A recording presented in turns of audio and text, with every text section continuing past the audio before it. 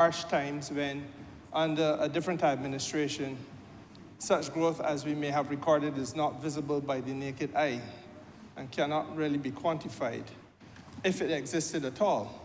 And equally, under a previous administration, sir, we would have had negative growth, which would take us into negative integers so that the economy shrunk rather than grow larger. And those are considerations, sir, which perhaps, though not necessarily germane to this bill, have to be borne in mind. What we want to do, sir, as a government, and I think what we were implored to do as a country by the Prime Minister when she spoke, was to lift our gaze to the possibility, sir, of new horizons, where we would be seeking to secure growth at a rate of 4 to 5% per year. Now, sir, how is that done?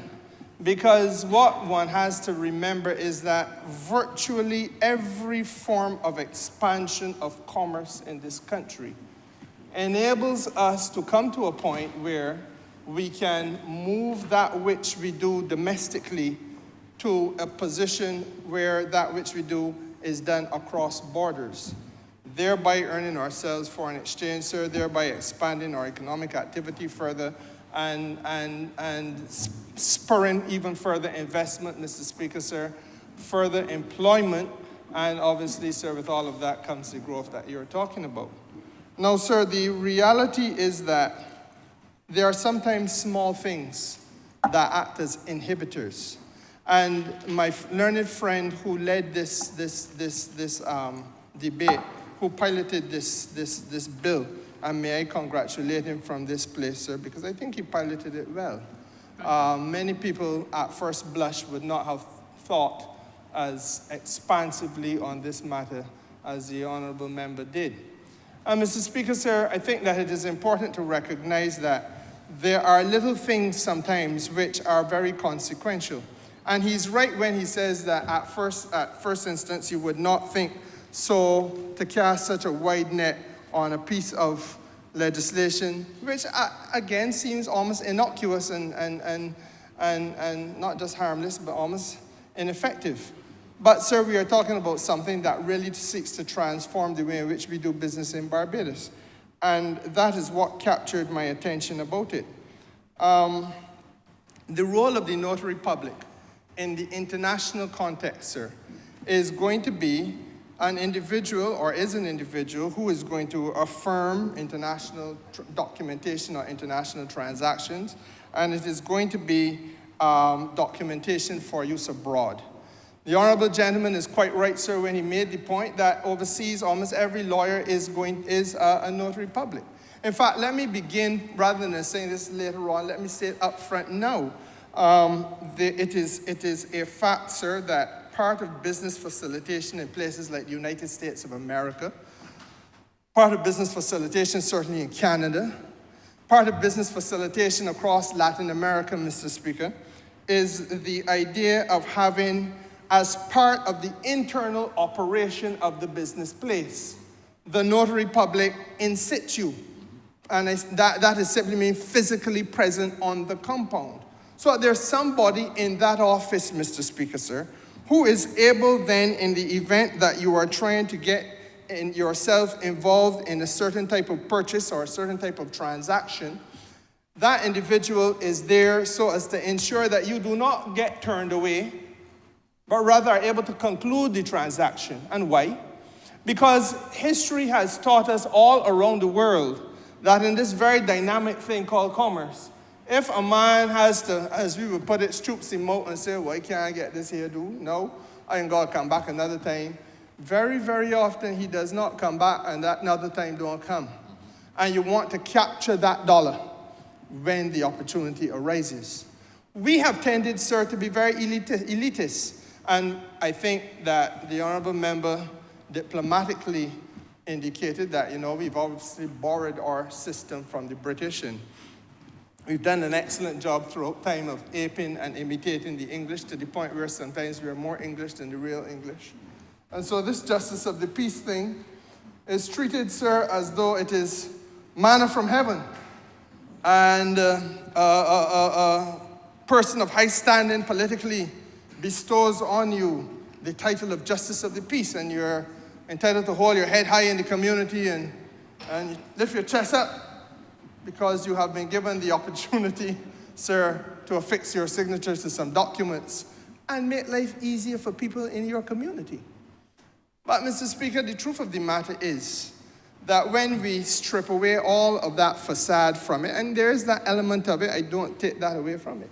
What we really should be thinking about now, that was good in 1966 and 1976 perhaps, but what we need to be thinking about now as we approach 2026 is how do we make the pulse of commerce in this country? How do we enable each and everybody, this term uses the small man, but if you look out through the window of Parliament, Mr. Speaker, sir, you will see several men. Physically, they're all looking roughly the same, but they may be engaged in different forms of activity. Whether we see it as large money or small money, that is perhaps where the large man and small man concept comes from. But the dollar earned is what we have to be dealing with, and striving to make sure that it is easier for everybody, irrespective of what you do financially, to be able to get access to that honest dollar for an honest day's work. And that, therefore, sir, means that there has to be a great leveler, a democratizing wave across this country. And in part, the inhibition to achieve that comes when you have this bureaucratic step. And is identified as the Honourable member who piloted the legislation quite rightly said. In some things, you need to have a notary public. If the notary public is the registrar of the court, and the person who needs the notary, sir, is the coconut vendor, you practice law in this country for many decades, as have I, as has the Honourable, as have all of us who have spoken in this house, sir, thus far on this matter. We all know, Mr. Speaker, sir, you ain't accessing the deputy registrar of the court in any hurry, especially if you come from a certain lower echelon of this country. And those are the facts, sir, that we have to stare in the eye, and we have to fix it. Now, an enfeebled attempt was made in the last administration, 17. Tinkering, yes, in 2017. And again, the Honourable gentleman is right. People came in here, sir, perfumed or cologned. One or two would have put on powder, their Sunday best, to come and add 2 or 3 people to the categories. When we knew, all should have known, because reasonably it was foreseeable, that you would have to make this, as I say, a great leveler is needed. That you make people notary public so as to facilitate business in Barbados. Well, it isn't a difficult concept, because, Mr. Speaker, sir, if it is that you had, and I'm trying to see if you can find it there for me, Wilfred, the range of people that we were talking about, is it in this one? The range of people that you were talking about was so narrow and so circumscribed, sir, that you were talking about people who, most of whom would have been in government positions, first of all, so each and everybody can access them. And who were they?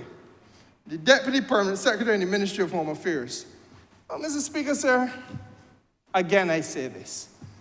If there's an estate matter involving, sir, a gentleman from your constituency who happens to be engaged in the debushing program, is he likely to be able even to begin to find the high offices of the Deputy Permanent Secretary in that ministry?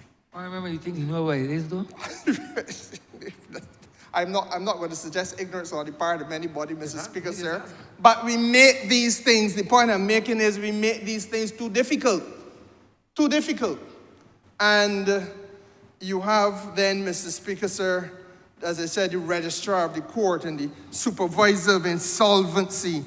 Mr. Speaker, sir, I do not know how many people in Barbados even begin to understand what it is that the supervisor of insolvency does. The registrar of companies, or where to find him, Mr. Speaker, sir, and all of the different permanent secretaries, whether they be in home affairs or foreign affairs, international business. Well, in fact, I can tell you frankly, sir, That if you're talking about the ones in some of these places, sir, they may be on travel duty for the government of Barbados, so they're out of the country more often than in. How are they going to be contacted anyhow? But this was the nonsense. This was the nonsense that passed for business facilitation in Barbados. And at some time, a sensible government has to come into this place. Happily, one has arrived. In order, sir, to remove this fig leaf and expose the naked emptiness of what is taking place in terms of commercial activity and facilitation of commercial activity in Barbados. Since 2012, the mantra in this country has been business facilitation. Since 2012. Administration followed by other administration. And sir, where have we gotten with it? And so therefore, Mr. Speaker, sir, as I said to you, it is easier perhaps if we see and try to look at what takes place in some parts of the world where this issue of notarization has been treated with a leveling approach. And I say to you, to go to the States, you will find, sir, that you are going to find that the internal operations of the business is about efficiency, it is about certainty, it is about facilitating business, sir, and therefore you're going to have the notarizing officer physically present in the building. It might be one of the people who are working in the account section or something like that. Mr. Speaker, it is also true to say that one of the issues that we have to deal with, sir, is recognizing what this is all about. I began by talking about the growth of this country's economy, and it is to that I want to be faithful and revert. You cannot, Mr. Speaker, sir, lift the gaze of this country to be talking about growth at 4% if you do not, as part of your effort, remove these little impediments to progress. And sir, you're wanting to have people make investments. There is today, if I recall correctly, when we became government, we were looking at about $8 billion in savings in the banking sector in Barbados. There is today, sir, double-digit billions of dollars sitting. I don't mean 10, I'm talking now, we're up in 12 or going towards 14. The exact figure is eluding me, but somewhere between 12 and 14. Sitting in the banking sector, liquidity, excess liquidity in this country. And what we want to do is to get people who are holding on to money, however large or however small, to invest it, Mr. Speaker, sir. And let us not fool ourselves. Just as a Trinidadian or a Jamaican and now a Guyanese is easily sitting down in their country and investing across borders, we need more Barbadians to be lifting their gaze to move that money that they're sitting down on in a bank account and invest across borders and also in Barbados as well. Were we any different to them? Our psyche might be different. Our level of ambition might be different, but we're not constructed any differently. And Mr. Speaker, therefore, sir, what we got to be able to do is to ensure that there is a synergy between business practices here and business practices elsewhere. And that things that people take for granted elsewhere, such as the notarization of essential documents, are things that can be easily done equally here. Financial transactions, mortgages, the leasing or purchasing, sir, of real estate, documents, Mr. Speaker, sir, that need to be notarized, therefore, because you're trying to conclude a lease or trying to conclude a sale.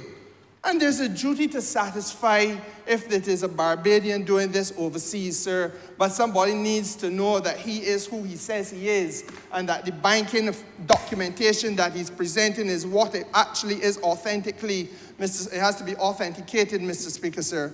There's a need for us, therefore, to satisfy the proposed seller, if our Barbadian is the person who's doing the buying, the title agent, Mr. Speaker, sir, the real estate agent, and on and on and on. And to facilitate that business, therefore, We have to come out of this dark age thing where there are only 4 or 5 entities, or then you expand it the other day to 10 or so entities in Barbados who are able to notarize. And what the beauty of this legislation is saying, sir, is that a person who wishes to be appointed as a notary public shall now submit an application in writing to the registrar and inform self in the second schedule. And the application, sir, is accompanied by a certain set of documents. But you are really opening now the gates for people in the business community, people who are academics, people who are right-thinking, logically minded citizens of Barbados who may be neither in the business community nor academics, but understand what it takes to make a society and economy work better, to say, look, I too could play a role in this. Because essentially this is what it is. And if you thought it through, Mr. Speaker, sir, and quite frankly, if successive administrations in this country, many of whom we have hailed as heroes, we have hailed them, sir, as great men, visionaries, exemplars, all sorts of wonderful things are said.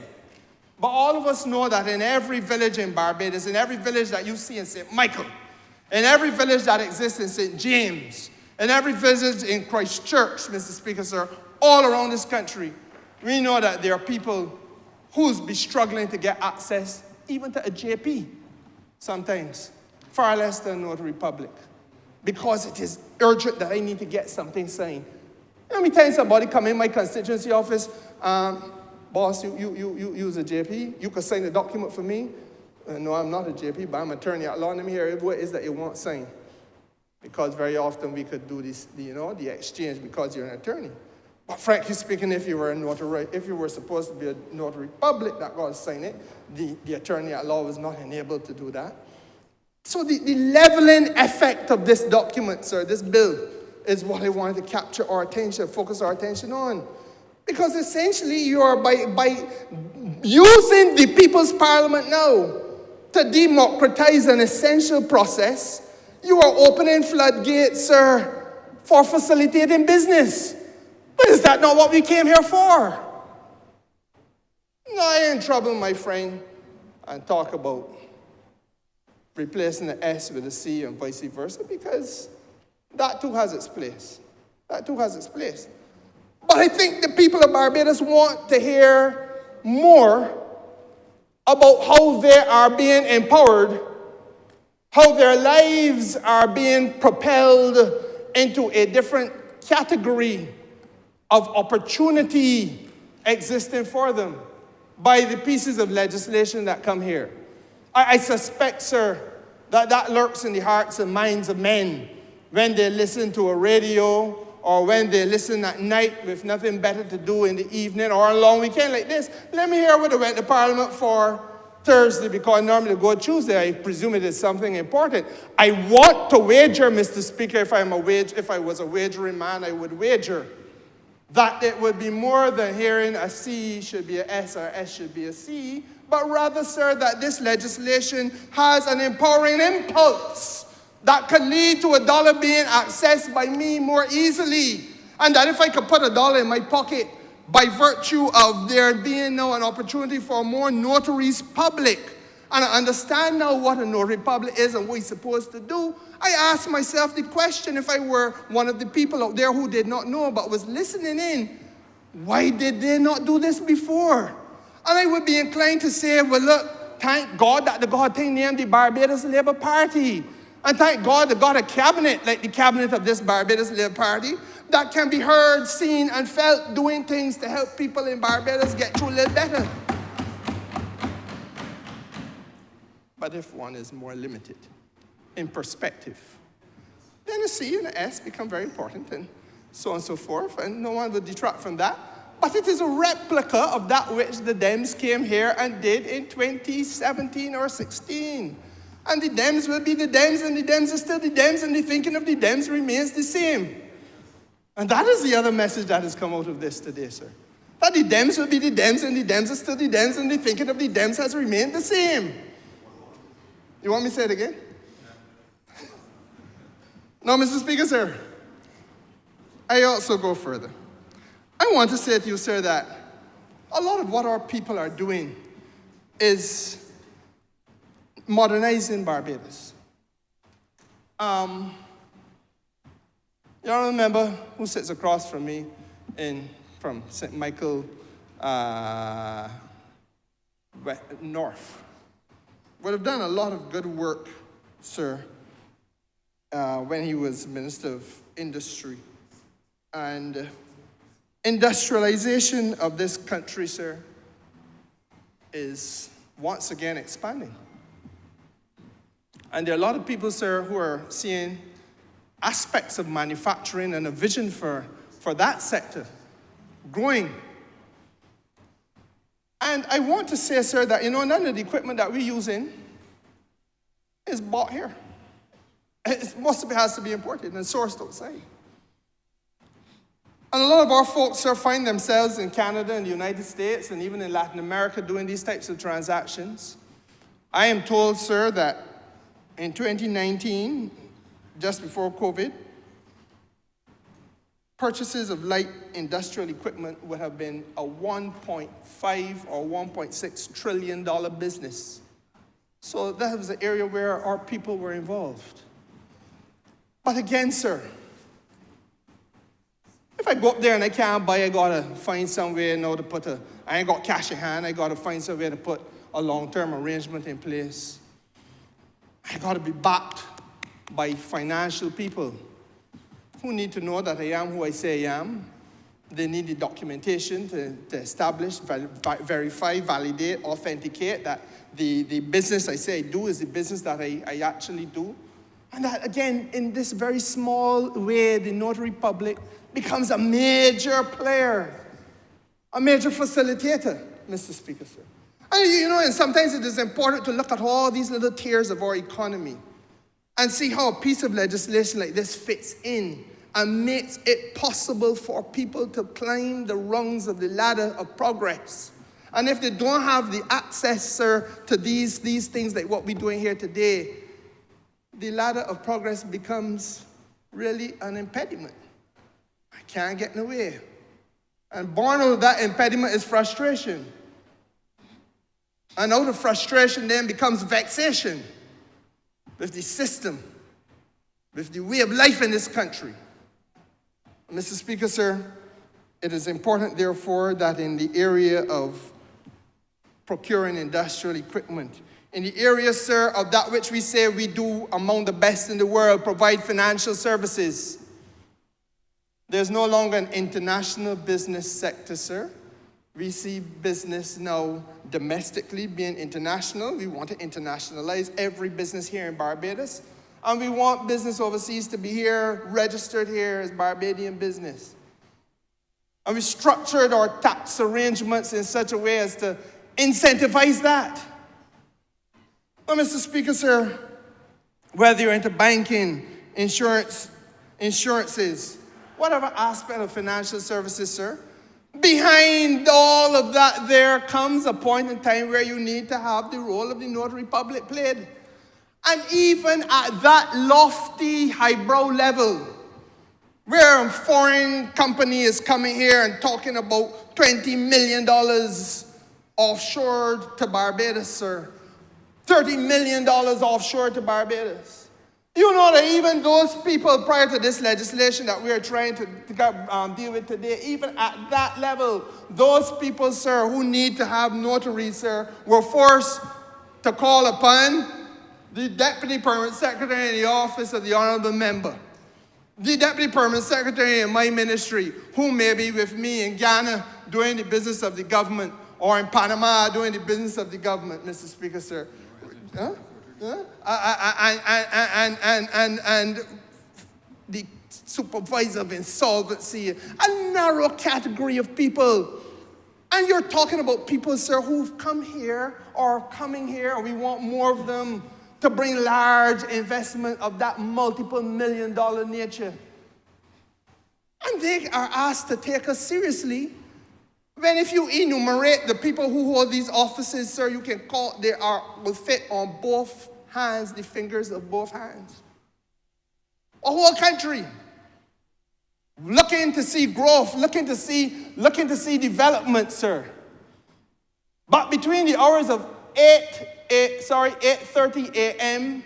and 4:30 p.m., you're able to access 10 people who are fundamental. And of those 10, 5 of them hold offices, sir, which will take them abroad frequently. Now, can we be serious about it? Can we be serious? And it is one approach to public administration, sir, that I think this country must now begin to become not just curious about. But I want to suggest, sir, that Barbadians must now start to become critical about these things. Why is it that it takes a Labour Party administration to sit down and look at these things with a critical and objective eye? Pick it apart, deconstruct and reconstruct in the language of the Honourable Prime Minister. And say, look, these are some of the things we've got to fix, though, if we're going to get it right. Now, I do not know, sir. There's another side. In fact, there are other sides because there are several parties that pop up during election time, several loose organizations that come up during election time. And as quick as the election is over, they seem to disappear from the landscape. Then they pop up again and equally disappear. But dialogue such as this that I'm having with you, Mr. Speaker, sir, does not ever seem to take place. But these are concrete issues that we knew all along existed. And they're concrete issues, sir, that we have to fix. I do not know how you can offer an excuse to the CEO of a company which has decided that it is going to invest multiple millions of dollars in Barbados, sir, and tell them, well, boy, I know, we use the example of the honourable member who was attorney for one of them. Want to close a transaction at $4 million worth. And it is urgent that we get this transaction closed by 4:30 Friday evening. Well, Skipper, you know, but here, they only got 10 men that could do that day. Because you need a man to sign, and you only got 8 or 9 of them. And I can't find the body. So the $4 million we're going to put on pause until Monday. What do you think would happen, Mr. Speaker, sir, in the boardroom? What do you think will happen with the shareholders of the company? Do you really feel that they owe Barbados a living? Or they think they owe Barbados a living? It is for us to get our house in order and to get it right. And that's where we have been failing, sir, for donkey years. And it is important, sir, that we do not fail to recognize that every step in the process of rectification, every step along this journey of transformation, some are going to be big-ticket items, some are going to be smaller items, but, Mr. Speaker, sir, every one of them is fundamental to the process. And, Mr. Speaker, may I equally say that of equal importance is the question of making sure that I don't have to be butting about from pillar to post looking for a too few. Because if I had 10 odd people doing a fundamental task as we did and as we now do still of notary public services, sir, if I can't find one over by St. George North somewhere and I can't find the other in Christchurch, sir, what am I doing? I am racing across the country with all sorts of other things, impediments, traffic, children leaving school, etc., etc. Time is money in anybody's world, whether your business is large or your business is small. The small man will tell you, sir, that they got a hassle, ain't got time. The large man will tell you, sir, I don't have the time with that. Time is money. So we've wasted people's time. We've wasted people's money. We've invested in years of inefficiency. Create a lot of doubt and uncertainty about how serious we are as an investment jurisdiction, Mr. Speaker, sir. All at the same time, we are telling people that we are serious about business facilitation. But that can't make sense. That can't make sense. And I fear that the problem is compounded if the voice of that which was a mighty political institution in Barbados if the voice of a political institution that at one time had a vision of regionalism and national identity and national independence, if that voice is reduced to a C and an S and nothing else.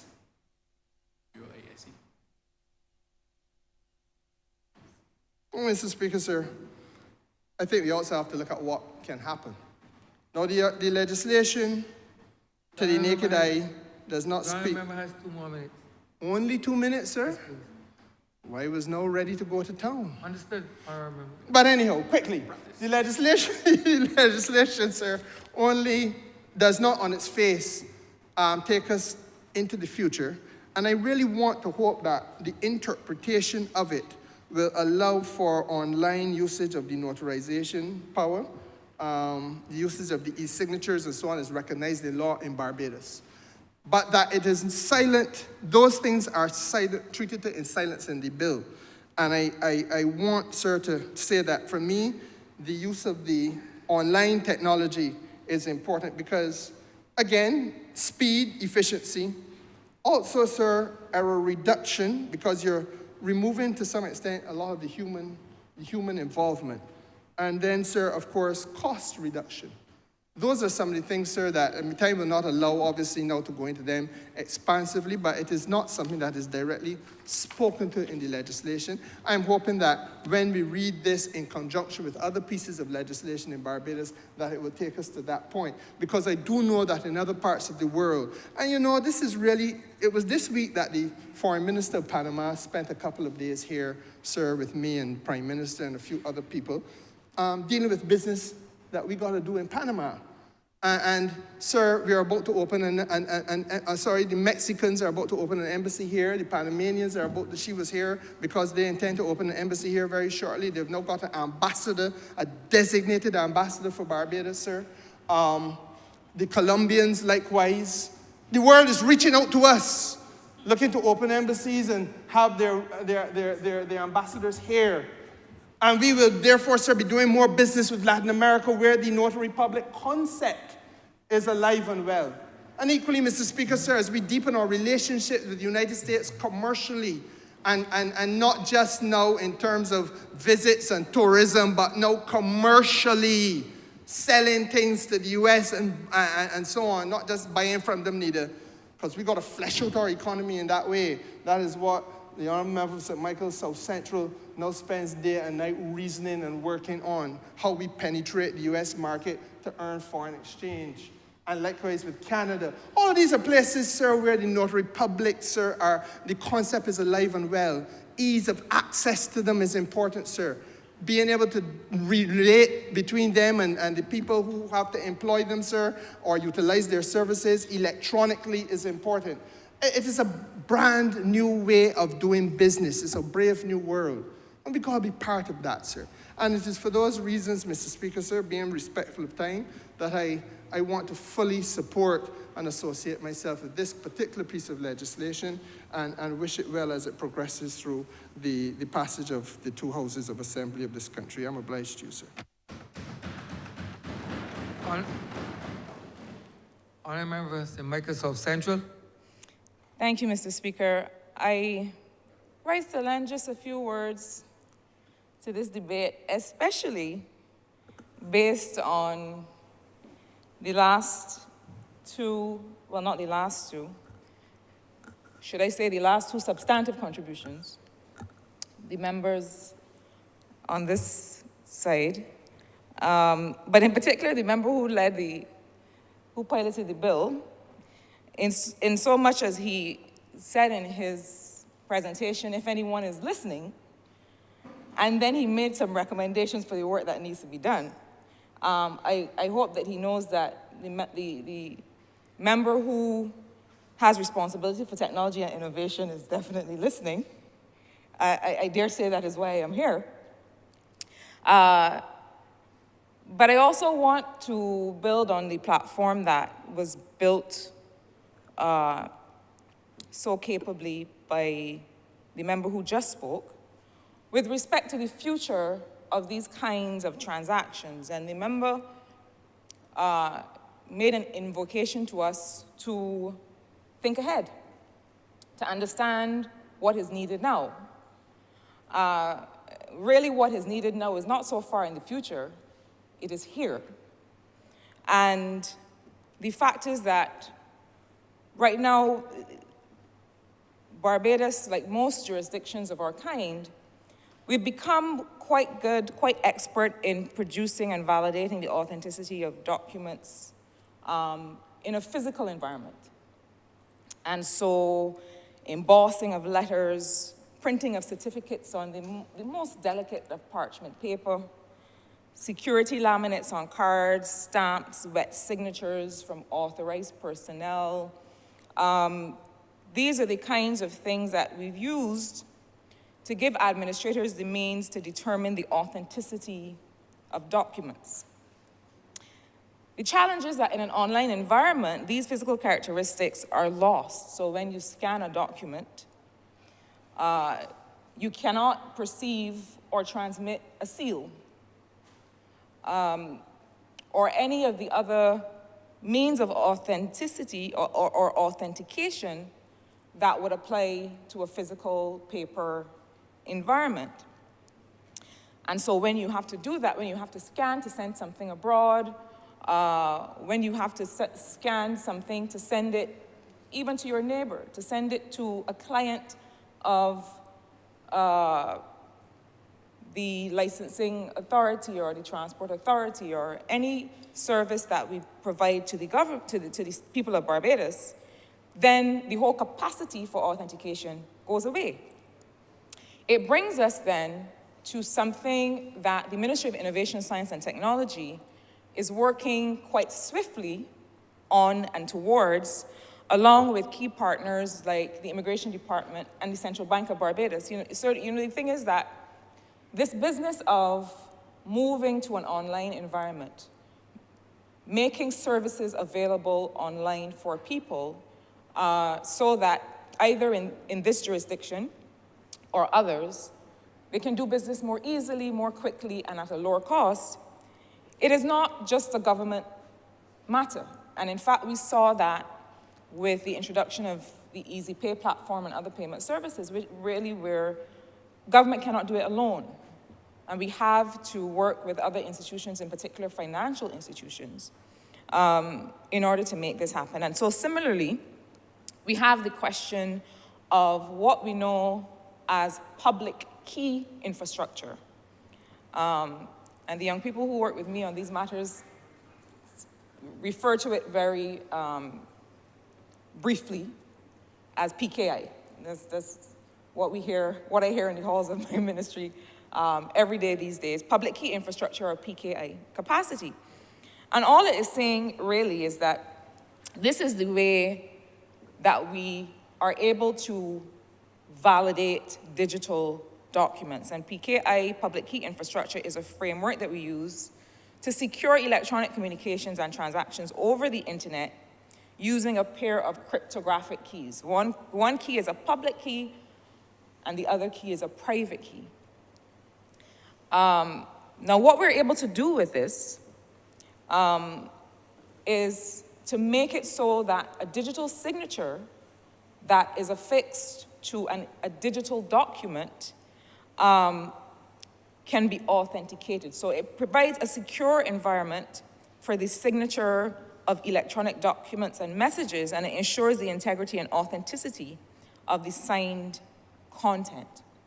Now, I don't want to go into all of the technical requirements of what this means, but if we want to look very closely for an example of that, we know that the public key infrastructure and the digital signature mechanism are currently used, for example, in the e-passport system. The e-passport system already makes use of that methodology, of that system of authentication. The Trident ID also has that capacity to digitally validate the authenticity of presented identities and of digital signatures in a digital environment. But we have to go further. We really have to be able to create, and that's what MIST is working towards now, but we can't do it alone. We're doing it along with the other users of this very important capability. The current legislative framework allows for the legal recognition of electronic signatures through what we know as the Electronic Transactions Act, and that's important. So we'll note that the legislation that comes to this honorable place now always allows for whatever we are validating or presenting, where signatures or publication are required. Legislation now also allows for that in a digital environment, which is good. But while the legal recognition of electronic signatures that is enabled through the Electronic Transactions Act is an important step, it isn't enough. We need to have an environment where there is more legal certainty about the mechanisms by which electronic signatures are generated, accepted, and regulated. In other words, you need to know for sure that if you receive an electronic signature from the Immigration Department, that can be trusted. It cannot be generated anywhere else. It has a singular provenance. It comes from one place. And so the public key infrastructure is what allows us to do that. Now, currently, the existing PKI regime is governed by ICAO, the International Civil Aviation Authority standards. It is also governed by our Barbados Identity Management Act and by Barbados' Electronic Transactions Act. And that is the only way in which we've been able to have the e-passport and the Trident ID card. So what do we have to do now? What we need is to embrace this approach, this methodology, this digital authentication process. We need to embrace this all over the country, in a whole of country manner. Because it has to be that if we are moving fully to online transactions, that anyone who must receive, so whether it is a financial institution, whether it is the registry, whether it is the state hospital, anyone that receives a document from an individual must be able to trust its origin, must be able to trust that it could not have been forged because of the dual public key cryptographic approach. So this is technology that must be proven to be infallible. And so we need to make sure that we adopt it in a whole of country manner to allow for its recognition, and for all of what we call the derived artifacts, any asset that is produced from this technology, to allow for it to be used in all sectors of the country at all times in a 24-hour, 7-day-a-week environment.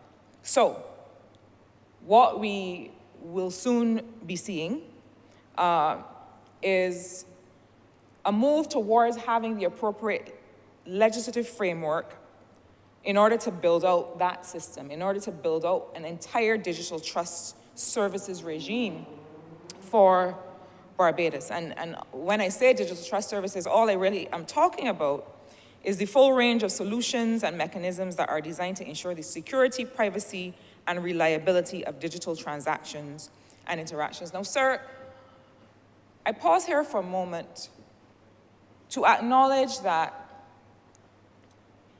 if we want, and when I say we, I mean all of us as Barbadians, as a country, as a society, as an economic jurisdiction, as a place that must be concerned with creating opportunities for all people to thrive, to realize the full range of their choices, to be able to operate in the fullness of whoever they want to be.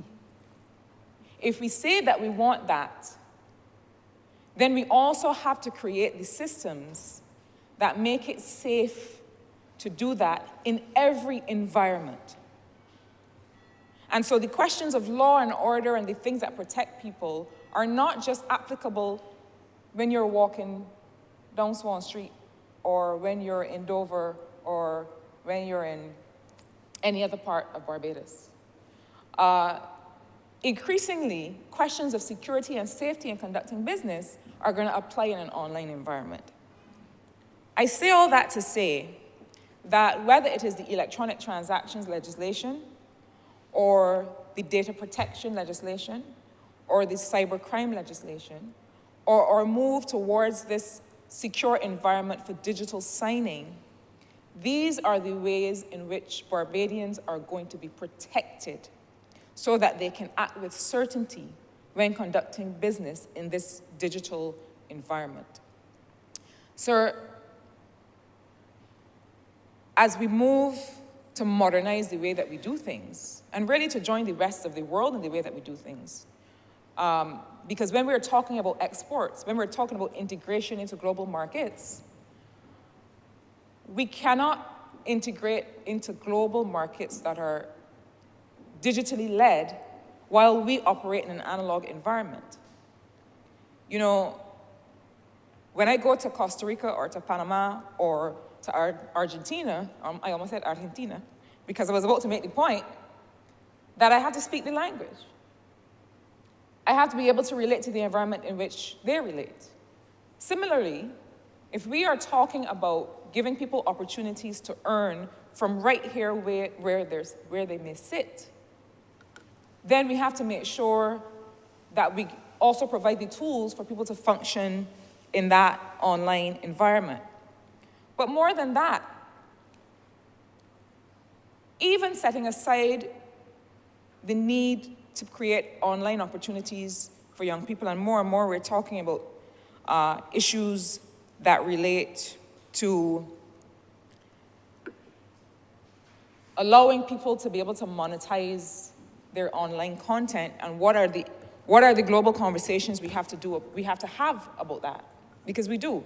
We have to make sure that we are talking to the owners of large online marketplaces like Google and Amazon and others to say, look, we also have creators and entrepreneurs in this part of the world who have a right to be able to access these markets.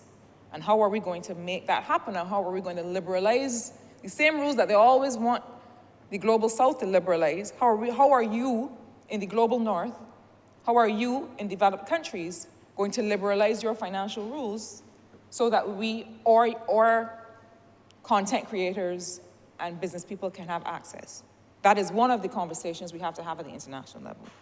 But right here, one of the things we have to do is to get to a stage of maturity in the technological environment where digital trust services, this public key infrastructure that means that we can make sure that digital signatures are real and valid and can be trusted, we have to get to that stage of maturity. We have to do a lot of groundwork.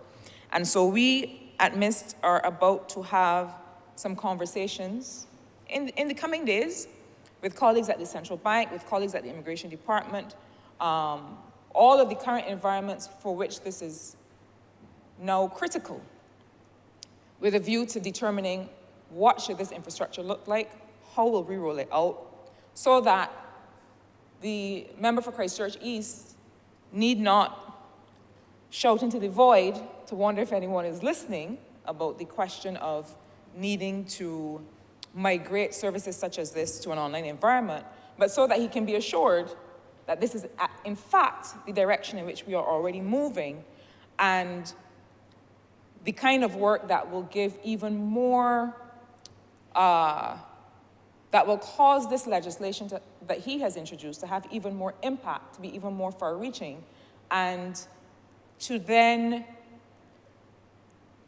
reach another level of modernization for the residents of Barbados and friends of Barbados and people who want to invest and people who see Barbados as a worthwhile jurisdiction in which to do business. So, sir, I rose to give this update through you to the people of Barbados in terms of how are we building trust in the digital environment such that we can expand its capacity, and in that way, the choices of the people we humbly serve. And with those few words, sir, I'm obliged to you.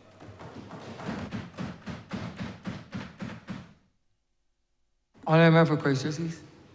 Sir, with such an entirely comprehensive supporting cast. In this one, sir, there's almost nothing left for me to say, but allow me just simply to say, sir, in everything we do, we debated the law reform, the amendments to the Law Reform Commission's legislation recently, and the point was made there that we have hundreds of acts of parliament, some that were passed for a particular reason, some that are of general application, some that people collide with often. Most people know the road traffic regulation because if you drive, you need to know it, right? So people know the Companies Act because, quite frankly, if you operate a business in Barbados and you're registered, you need to know what the Companies Act. Some people will know, sir, about the sexual offences legislation because, it comes in the paper.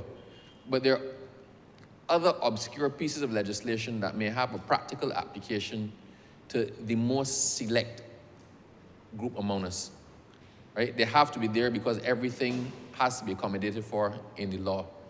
But unless you have the opportunity or the circumstance to collide with that piece of legislation, you might not even know it's there. So this is why I ask persons, this is perhaps the most consultative government that Barbados has ever had. We go to consultation on most things. The select committee, sir, the House committee, went to consultation most recently on the child justice legislation and child protection legislation. The widest possible consultation. Even before we embark upon pieces of legislation, we consult before in a way that has never been done. And what that says is that we want our legislative agenda to reflect the reality of Barbados as it is now and Barbados into the future. We want all views and all opinions to be able to contend in this space.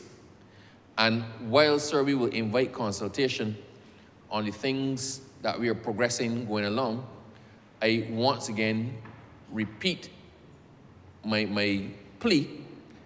Those persons who are in a space where they use certain aspects of the law or they deal with government processes, whether by applications, whether by licenses, whether by whatever. If you come into the organs, you come into contact with the organs of government and the organs of government are not working for you, then please reach out and tell us what your concerns are, where the inefficiencies are. Some are obvious, and we are working on a lot of those. Some, quite frankly, we will not know unless we as individuals come into collision with it or somebody else brings it to our attention. So, and in some instances, it may be the most minor of offenses that might yield significant benefits for a group of persons. So I'm encouraging persons, please use the Office of Citizenship Engagement within the Office of the Prime Minister to reach out and to advise of the things that you think are inefficient, the hiccups in the system, where you think we can do better. If you think people are being disadvantaged by a certain piece of legislation, reach out to your parliamentary representatives. Reach out to the ministers that you see on the street. Quite often, sir, people will flag me down or see me somewhere, stop and want to engage me, right, about something that is a bee in their bonnet. And I smile sometimes because the bee in their bonnet might be the same bee I have in my bonnet. And quite frankly, a number of the things that I have actually pushed for are things that personally annoyed me, not necessarily because they disadvantaged me, but because they quite frankly made no sense. And in many instances, people think there's a reason for everything that's there. And if the law says X, Y, and Z, then it has to be X, Y, and Z. They don't think that it might have been X, Y, and Z back in 1900, but that X, Y, and Z makes no sense now. So I'm asking people to reach out and let us know, give us your feedback. Give us the feedback on the things that are bothering you in terms of the existing legislation. If you believe that something needs to be contemplated in the future or we need to be more forward-thinking in something, please give us your feedback and we can try to accommodate it. This is why I welcome, sir, the consultation for as the Prime Minister said, for significant legislation that has public or social import, that we go to consultation on it. But please, if there's something that you see that you want, you believe can be done better, reach out and let us know, and we will hear it on your behalf. So, sir, we actually had a very interesting debate, and I thank the honourable member who just spoke. She doesn't disappoint. I had to call her out just now, sir. But I am glad that she spoke, because she took us not just from where we are, and not just in what we're trying to address, but to where we could be and the other things that need to be dealt with. And the pace at which things are changing, it is so rapid now that even if we make an amendment for now, that amendment may be obsolete in a year or 2 years. So as much as we can, we need to be forward thinking and project into the future to take account for things so we're not caught behind, so we're not always lagging. But we need to have facilitative and facilitatory legislation that also targets and encompasses what we see on the horizon, especially if it's happening somewhere else and we know it's only a matter of time before it gets to Barbados. So, as my honourable friend, sir, from St. James said, we started a debate on what, quite frankly, should have been one of the most innocuous amendments that we've made, but as simple as it is, the import of this piece of legislation was seen on the behalf of all who spoke. Sir, even for the one who chimed in and said, replace the C with an S, right? But sir, I thank all who weighed in. I believe that we've taken a great step forward. I know that the legal profession will be happy. I know the business people will be happy. I know that when it is passed, that the persons who require notaries public will be happy. And somebody sent me a message, sir, while I was here, to say, what does this mean for the JPs? There is a role for JPs. I started by saying the JPs have a function to perform within Barbados, and the notaries are for documentation as required outside of Barbados, right? But there is nothing, a lot of the JPs, sir, as well, are shopkeepers. A lot of the JPs in Barbados are business persons, they're in a profession, they may be priests. There's nothing stopping those persons who currently are JPs and who qualify from applying for and doing the training and becoming notaries as well. This is not, that's the beauty of this amendment. This is not capped or exclusive to a certain segment. This is not the aristocracy. This is not the rarefied air of PSs and deputy PSs in certain ministries, not even all. In the public sector, the notaries, and you actually don't even need, the notaries, sir, are appointed on the recommendation of an MP. That's the reality. So it still has a part in the political process. Sorry, not the notaries, the justices of the peace, sir. Forgive me, sir, that was a slip. The justices of the peace are appointed on the recommendations of members of parliament. The notaries do not have, this is an independent application being made to the registrar for which you can get training and you can actually become a notary in your own right without political affiliation, right? So it even makes it simpler in some respect. This is not diminishing anything. And the point I'm making, quite frankly, for the JPs who want to upgrade to notaries, you can, if you qualify, apply, get the training. When I say upgrade, sir, the JPs have their role to play in Barbados. They have their role in certifying documents, in validating documents, in performing role, in taking oaths in Barbados, in signing warrants in Barbados, right? If they wish to expand their repertoire to be able to deal with documents overseas or expand their capacity to be able to handle a greater catchment of persons and diversify, then that scope exists for them as well with a course of training once they satisfy certain requirements. So I think we've covered a lot of ground here. I am anxious to see this actually reach the end of its whole process and become law. And sir, I am pleased to have been able to and had the privilege to actually pilot this piece of legislation. And having said that, sir, all I can say is that I beg to move that this piece of legislation be read a second time. Thank you. The question is that this bill be read a second time. All those honourable members in favor, please say aye. Aye. Those against, please say no. Me think the ayes have it. Sir, I beg that you do not leave the chair and the House resolve itself into committee for further consideration. The question is that the Speaker do not leave the chair and the House resolve itself into committee for further consideration of this bill. All those honourable members in favor, please say aye. Those against, please say no. We think the ayes have it.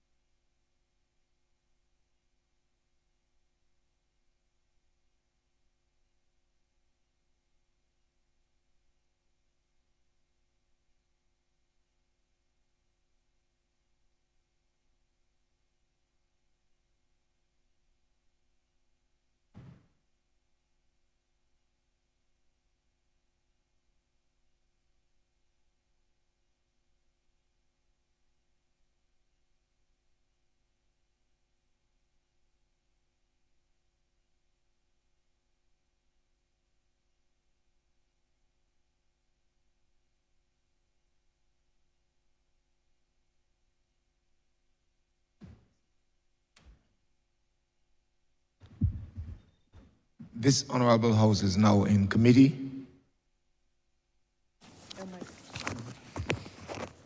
Mr. Chairman, maybe take the bill in two parts.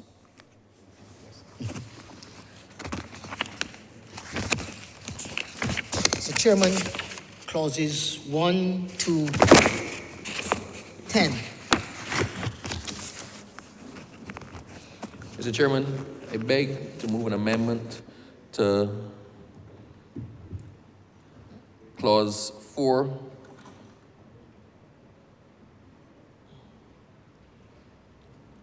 C, sir. Sorry, 3, 4C. That, as present reads in terms of the qualification that it possesses at least 10 years professional or business experience, and that should now be 15. So that is clause 3, 4C. So it be 15 for the persons, the professional business persons, in the same way as 15 for the accountants and for the lawyers. And sir, and also in 4.2b, the language is a little bit clumsy, sir, and it should read 2 character references with 1 from among the following persons.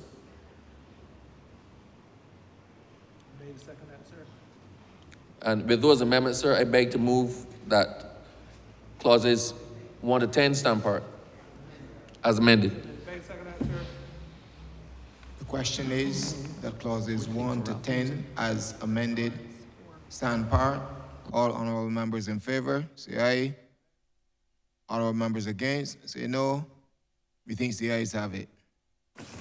Clause 11 to 20. 11 to 12.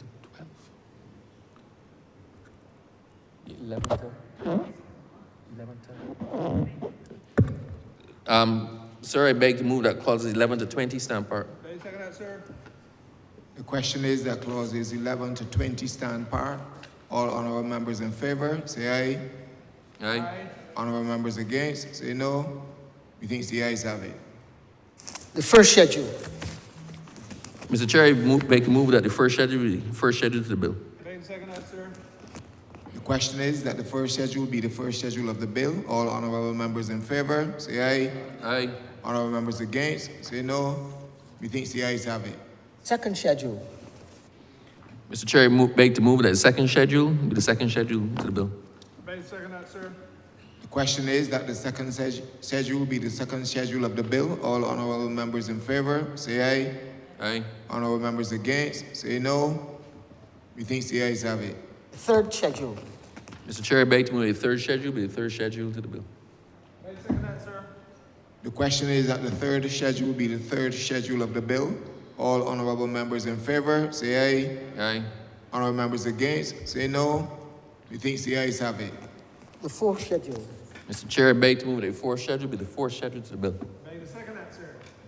The question is that the fourth schedule be the fourth schedule of the bill. All honorable members in favor, say aye. Aye. Honorable members against, say no. Methinks the ayes have it. The fifth schedule. Mr. Chair, I beg to move that the fifth schedule be the fifth schedule to the bill. Ready, second that, sir. The question is that the fifth schedule be the fifth schedule of the bill. All honorable members in favor, say aye. Aye. Honorable members against, say no. Methinks the ayes have it. The sixth schedule. Mr. Chair, I beg to move the sixth schedule be the sixth schedule to the bill. Ready, second that, sir. The question is that the sixth schedule be the sixth schedule of the bill. All honorable members in favor, say aye. Aye. Honorable members against, say no. Methinks the ayes have it. The seventh schedule. Mr. Chair, I beg to move that the seventh schedule be the seventh schedule to the bill. Ready, second that, sir. The question is that the seventh schedule be the seventh schedule of the bill. All honorable members in favor, say aye. Honorable members against, say no. Methinks the ayes have it. The eighth schedule.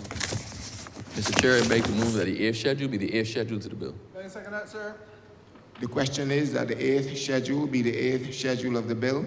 All honorable members in favor, say aye. Aye. Honorable members against, say no. Methinks the ayes have it. Just out of abundance of caution, sir, the point raised by the Honourable Member for Christchurch South with the C and the S is being treated as a typo, sir, will be adjusted accordingly. A typographical error. Sir, I beg to move that you do not report to His Honour the Speaker the passing of one bill in committee. Ready, second that, sir. The question is that I do not report to His Honour the Speaker the passing of one bill in committee. All honorable members in favor, say aye. Honorable members against, say no. Methinks the ayes have it.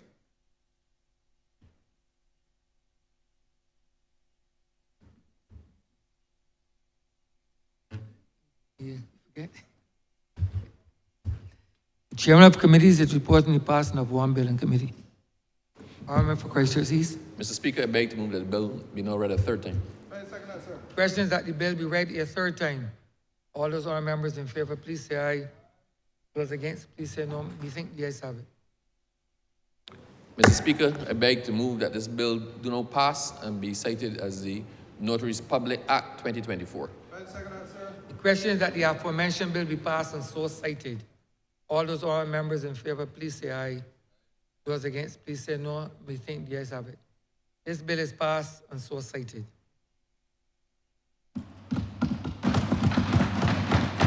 Honourable Leader of Government Business. Thank you, Mr. Speaker. I beg to move the suspension of the House until 6:30 p.m. The question is that this chamber be suspended until 6:30 p.m. All those honourable members in favor, please say aye. Those against, please say no. We think the ayes have it. This honourable chamber stands suspended until 6:30 p.m.